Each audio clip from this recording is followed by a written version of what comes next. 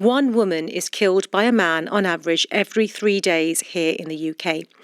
Each year, the Labour MP Jess Phillips reads out their names in full in the House of Commons.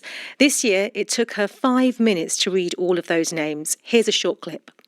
Sabita Thanwani, Yasmin Begum, Shatira Bibi, Sherry Bruce, Helen Laurie, Emma Bailey, Ramona Stoyer, Alison Nelson. It's these women and their families left to deal with the impact of their deaths that has galvanised a movement of people who today will take their concerns to Westminster and protest outside Parliament. It's organised by a campaign group called Killed Women, representing the relatives of women killed by men.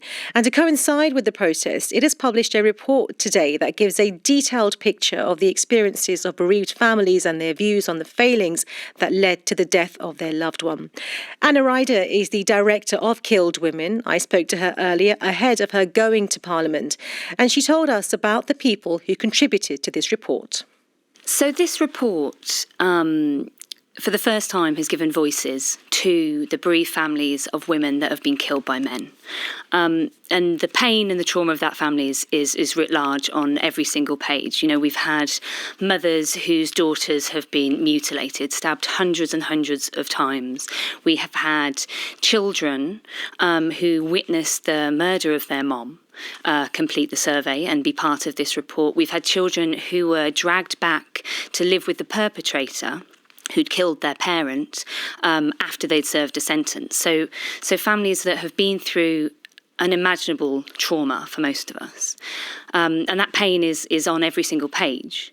But what this report also has in it is incredible insight, actually, into what happened in these crimes and what we can do about them. And I think if I was going to say the key insight from it, the most fundamental finding, it's that for too long we have seen these crimes as unavoidable tragedies, something to be accepted and expected. These are just things that they're unfortunate, but they're unavoidable. They happen, these things happen to women, and not treated them like the preventable crimes that they are. Just 4% of families that took part in the survey thought that the crime committed wasn't preventable at all. 67% thought that it was fairly or very preventable. And these aren't just... There's evidence backing this up. You know, they're not just fantasies for these families. So it was 2/3 of the perpetrators that murdered their loved one had a history of violence or abuse, and 78% of in the cases where the victim had experienced previous abuse from the perpetrator, at least one service knew about it. They knew about that abuse and violence that was happening and didn't act to stop it. And on that, we have had a response from the National Police Chiefs Council lead for domestic abuse. Assistant Commissioner Louisa Rolfe said, since 2020, we've been working with academics and the Vulnerability Knowledge Professional Practice team to study every domestic homicide and suicide following domestic abuse in England and Wales. This has led to a number of improvements in the police response, but also emphasised the importance of wider support for victims. She goes on to say, I'm saddened to hear of cases where victims' families believe opportunities have been missed. She goes on to say that there are many dedicated, skilled and compassionate police officers who investigate domestic abuse. However, policing alone doesn't hold all the answers and prevent tragedies like the ones that we have heard about from the Killed Women Network, and it requires a whole system response. What struck me going through your various numbers was that the highest numbers of people who chose to come forward were sisters, mothers and daughters. Yeah. No, absolutely. And, you know, these families have come together to be part of this report and be part of the Killed Women Network more broadly, as they desperately want to campaign for change. They desperately want to stop what happened to them happening to anybody else, to any other families, which takes extraordinary bravery and extraordinary courage. But I think we're all, everybody that's part of the network, irrelevant of if they're male or female, the urgency that they feel, what they want to ask from the state is to try and stop these things happening, stop these crimes happening in the first place. You know, we wouldn't tolerate it with any other types of crime, you know, terrorism, organised crime. All of the focus and resource is on preventing those crimes happening in the first place. And we don't do that with violence against women and girls. We don't. We treat it like it's a bolt of lightning that we can't predict or try and stop or do something about when we can. And so that's what we're sort of calling for from this report, is a sort of reprioritisation and refocus on prevention and early intervention. You also look at the wider justice system. What did you find in this regard? Yes, so some of the other key findings from the report were that families felt that justice was denied. When these awful crimes did happen, 90% of the families that took part in the survey felt that the sentence given was too short, and they gave a variety of different reasons for that. One was they didn't think it reflected the brutality of the crimes. As I said, at the beginning, some of these families, they'd lost their loved ones in the most horrendous ways, using overkill, which is the excessive use of force far beyond needed to take someone's life. They didn't think they reflected the risk to society that many of these perpetrators pose. So we had several respondents where the perpetrator had killed before. Like, this wasn't the first woman that they killed or the first person that they'd killed. And then one of the other key issues that families brought up when saying that they felt that the sentences were too short was the disparity they felt between the sentences given in many domestic homicides that happen in the home, where a weapon is found at the scene of the crime. So, for example, a knife from the kitchen, which is very common in some of these cases, where the starting point is 15 years, the starting tariff is 15 years, as opposed to the starting tariff being 25 years when a weapon is taken to the scene of the crime, which commonly more happens in a public space. And the families, in essence, felt that meant that the way that women die, those lives are diminished. That if we start at 15 years for domestic homicides that happen in the home and a weapon's found there, versus starting at 25 years in a public space, the disparity there is scandalous, really, is the inequity. I should say at this point that the government spoke about this in the King's speech and will, under the new sentencing bill, ensure that criminals who commit rape and other sexual offences spend every day of their sentence behind bars, up from 50% when the government came into power in 2010. Was any of this reassuring for you? Yes, I think for the families, we're stepping in the right direction. We're moving in the right direction, where we're now taking violence against women and girls seriously and responding to it. And again, not treating them as unavoidable tragedies and injustices that happen behind closed doors, and the state doesn't need to intervene or act upon it. So these are steps in the right direction, but I know that the families want more. We want a full reform of the legal system and the criminal justice response to these crimes to make sure that the sentences given are just and hold perpetrators to account. Where you did find a glimmer of positivity was in the aftercare. Yes, so the families rated the response of police and GP practices as good. Over half saw their response as very good or fairly good in responding to the homicide. And actually, it's important to mention here, as the MPCC did, that some of these families spoke about the incredible care that officers or individuals gave them in the darkest moments of their lives. They wrapped themselves around them and helped them and supported them, which is fantastic and should be applauded. What we want to see is that level of service response happening before these crimes happen.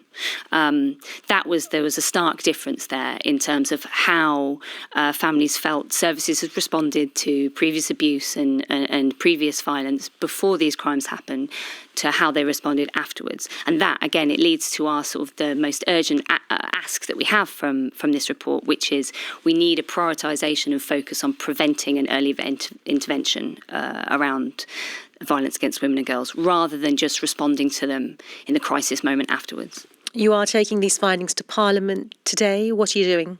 So one of the We're presenting the report to Parliament and to the press and to the public, and asking them to share the report and share the findings. And then one extraordinary member of our network, a young man called Zeb, who lost his sister Poppy in 2018, has organised an amazing installation where there'll be over 100 placards of each representing one of the lives taken in the last 12 months since we launched, and each with a message written on from a bereaved family that's part of the network.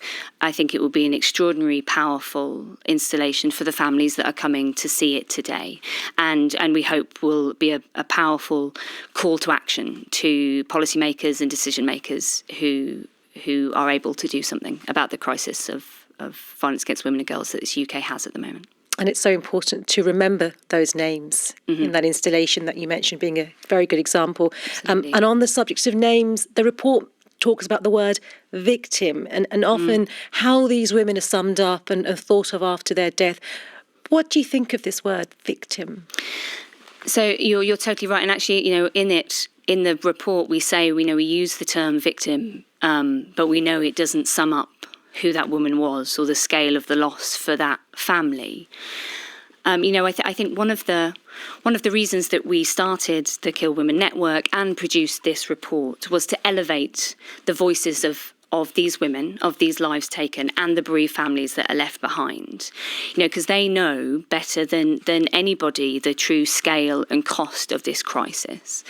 These women's lives, these women's names are our strongest argument for change, and they should be elevated. They should be part of campaigning. They should be part of policy development and change.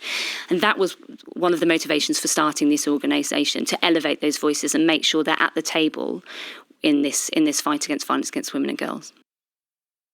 Yeah. Education, you talk about the need for greater education, but what do you think specifically needs to be changed here? So the report is very much the beginning of our sort of policy development and response, and we will be working on specific policy answers to the problems that we've highlighted as a next step of our work as an organisation. But within education specifically, and not just within schools and our education settings, but more broadly, it sits under that prevention focus that we have. It wasn't very long ago that we saw gendered violence and domestic abuse as something that happened behind closed doors, that happened between a couple. It wasn't something that the state intervened with. So there's a culture of misogyny and inequality that exists in society and still exists in society, and we're moving forward, but we need to keep going.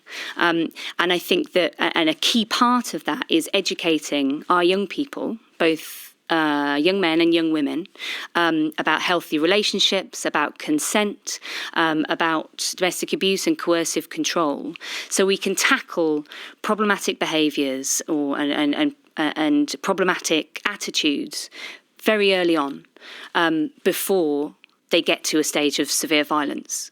The families that are part of the Killed Women Network are the brutal consequence of inaction. And education is a key part of that. We need to teach our young people and teach the whole society about equality, about stopping misogyny, about healthy relationships, consent, and treating women with respect. You collected all this data, these stats, important data, and it's troubling to hear all of what you've shared. Do you have any reason to feel hopeful? I think so. The families are hopeful. I mean, the work that they do, taking grief and trauma like they've experienced it and channeling it into change, takes a huge amount of courage and bravery and hope. The worst thing imaginable will happen to them, but they are hopeful enough that they can see a shift and see a change and stop it happening to anybody else in an extraordinary way, in a way that, I think courage that might evade myself if I had to do it. So they are extraordinarily hopeful, but they're also extraordinary. They want to encourage more, faster. I think in the last couple of years, since several heartbreaking, high-profile murders. I think we're sort of 2.5 years since Sarah Everard was killed. There has been change. I think violence against women and girls has become an issue that the public know about and care about and want to see a shift in. And we're beginning to step in the right direction, but we need to go further to ensure that women are able to live. It's not even about protecting women, it's about allowing them to live free and safe from violence.